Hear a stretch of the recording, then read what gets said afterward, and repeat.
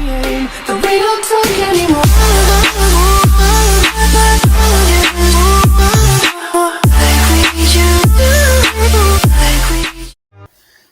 Assalamualaikum dan selamat sejahtera kepada pensyarah kami, Profesor Amiruddin bin Udin. Jadi hari ini kami ingin membentangkan pembentangan glider kami. Sebelum itu, nama saya Muhammad Raizat bin Muhammad Yusof dan ahli kumpulan saya iaitu Muhammad Syafiq Zairin bin Muhammad Suhaim.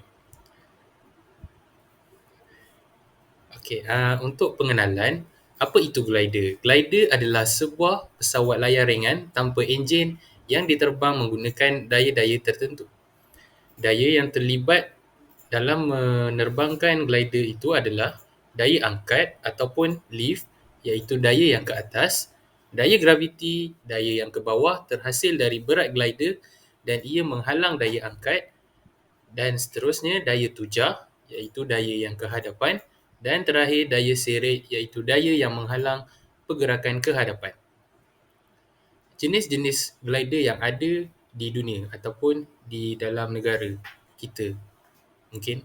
Okey, yang pertama hang glider, yang kedua sailplane, yang ketiga toy glider dan yang keempat space shuttle. Pencarian maklumat dan info.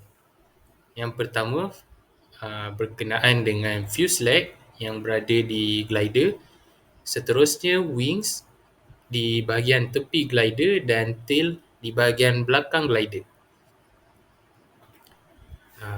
Seterusnya ialah kaedah perbincangan kami. Kami mengambil inisiatif untuk dalam perbincangan secara bersemuka. Jika kita lihat melalui gambar, kami sentiasa berjumpa untuk berbincang untuk menentukan projek glider kami. Bahan-bahan. Bahan-bahan yang kami guna ialah styrofoam. Bahan styrofoam adalah bahan yang lebih tepat ataupun paling tepat untuk kami jadikan glider selain dari bahan-bahan yang lain seperti kayu ataupun plastik. Alatan dan bahan yang digunakan.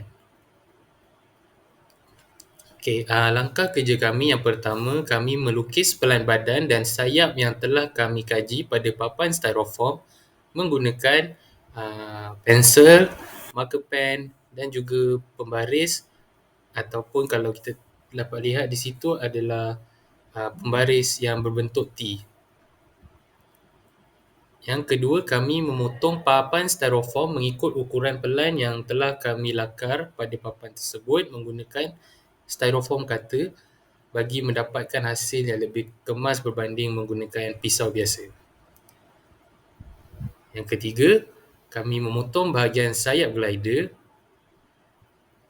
Yang keempat, sayap glider dihiris dengan kecondongan 45 darjah bagi menghasilkan kesan aerodinamik semasa melakukan pengujian seperti gambar di bawah. Kemudian, yang kelima, bahagian sayap akan dimasukkan pada bahagian badan glider yang telah kami lubangkan. Selotip akan ditampal pada bahagian badan sayap glider bagi memberikan boost kepada glider apabila dilontarkan, dan glider akan diberi kekemasan dan diuji seperti menambah warna. Seperti gambar yang tertera, kami memasang sayap glider dan mewarnakan glider kami dengan warna yang kami pilih iaitu warna biru. Seterusnya, saya serahkan kepada rakan sekumpulan saya iaitu Muhammad Syafiq. Baiklah, pengujian yang dilakukan. Kami melakukan pengujian keseimbangan pada glider dengan menggunakan benang untuk mendapatkan keseimbangan pada glider supaya ianya dapat terbang dengan sempurna. Seterusnya kami membuat percubaan. Percubaan pertama kami percubaan pertama. Ini percubaan pertama kami. Mari kita lihat. Allah Allah. Dia tak apa jauh. Percubaan pertama memang tak jauh. Sebab apa? Kalau kita dapat lihat percubaan pertama, glider ni dia berat di bahagian hadapan, jadi dia cepat sangat berjunam. Percubaan kedua. Lihat percubaan kedua. Okey, percubaan kedua kami sudah memotong sedikit, membuang beban sedikit daripada glider tersebut untuk menjadikan ianya lebih ringan di bahagian depan. Dan percubaan terakhir, saya ikut dulu masa kau terbang. Okey, wah jauh, nampak. Cubaan ketiga, alhamdulillah, setelah dimodify glider tersebut, ini jadi lebih ringan dan lagi seimbang dan jauh, boleh terbang jauh. Okay, ini adalah percubaan pertama, kedua, ketiga. Kami punya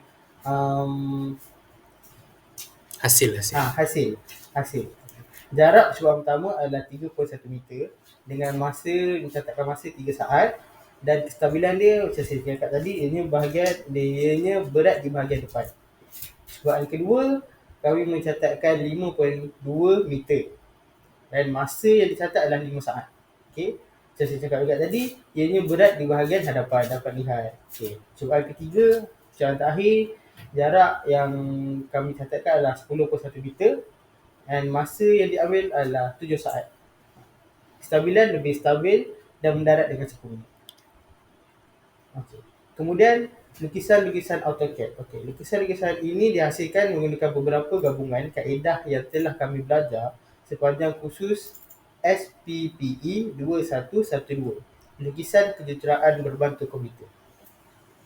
Okay, dapat lihat ni adalah lukisan, and sebelum kami melakukan glider, kami buat lukisan ni dulu untuk mendapatkan hasil yang lebih baik. Okey. Ni dan ni adalah pelan, hadapan, sisi dan juga pandangan pelan, hadapan, sisi. Kesimpulan yang kami dapat daripada melakukan aktiviti ini ialah menggunakan bahan yang lebih tepat.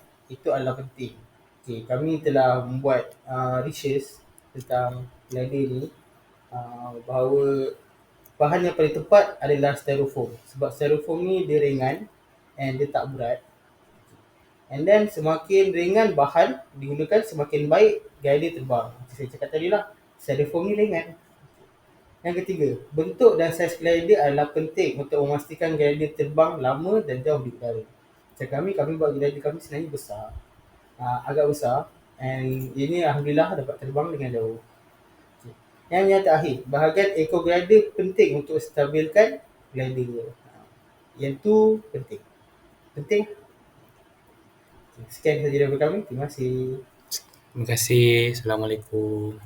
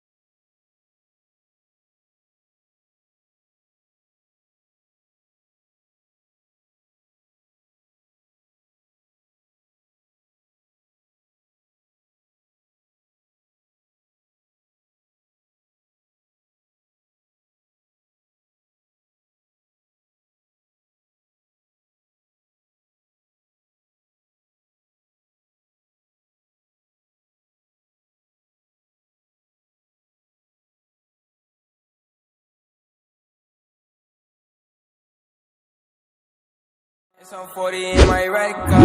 Bitches change, they act like I ain't all this. Getting money, nigga, that my main focus.